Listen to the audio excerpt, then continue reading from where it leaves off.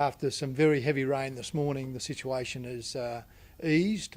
Clearly there's still a lot of flooded waterways around the Sunshine Coast, particularly in our hinterland, so people need to continue to take care. There's still 73 roads closed, but I'd urge motorists who don't need to be on the road, please don't. Let's let that water get away. That will enable us to see what damage exists in some of those roadways, particularly around bridges and causeways, to ensure that there isn't any issues once the water has gone. We believe the rain has moved on. There may be the odd shower, but nothing like we've seen. So that'll give the water an opportunity to get away. Clearly, the water that falls on the eastern side of the range has got relatively short rivers to the sea, so that gets away fairly promptly. And to the west, on the other side of the range, obviously the Stanley River flows into the Brisbane River system, and the Mary runs north to Gympie and on to Maryborough-Harvey Bay.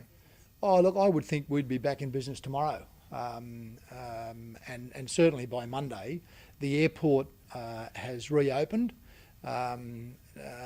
We didn't actually have any. There were some cancellations of flights, but we have had planes landing. One aircraft yesterday had to be diverted. So I think we'd get back to business pretty quickly. As I said, in some ways, this occurring on the weekend has been a good outcome for us because it's meant we haven't had lots of people on the roads, particularly kids going to school. Generally pretty good. Obviously, the Maroochydore Alex area is where we've had a significant investment over recent years in sand replenishment. But all in all, there's certainly been some impact. Perhaps it hasn't been as great as could have been anticipated, and that may be because we didn't have the high winds or the destructive winds that would have really whipped those seas up. Hopefully the rain does some good.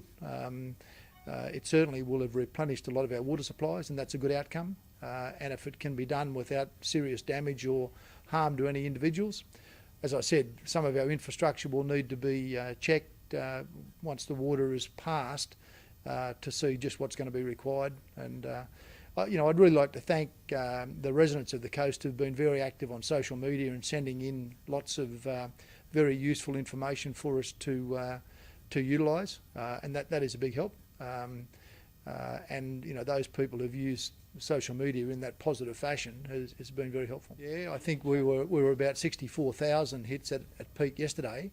And I think it's been a great innovation of this council, the Disaster Hub, to take all those calls that might have otherwise been going through our call centre or to emergency service groups like the SES, police, ambulance and so on, and divert all them onto the Disaster Hub, where people could go for almost all the information they needed, principally around road closures and the like. Has been a great step forward, and again, tremendous use of technology, and I congratulate our staff on the development work they've done there. It's actually isolated from all major roads leading in at this point in time. We believe access may be available from the north from Brewler Road, but forecast from Gympie Council is that may go under as well. So right now, I think about 300 or 400 people are out of power in Kenilworth. Energex are trying to get crews in there.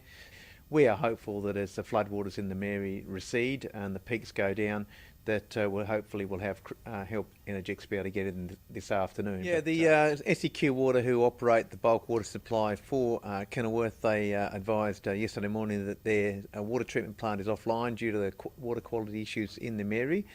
They do, though, have the two main water reservoirs fully topped up. We heard this morning they've still got about 70% supply left, and that should last 3 to 4 days.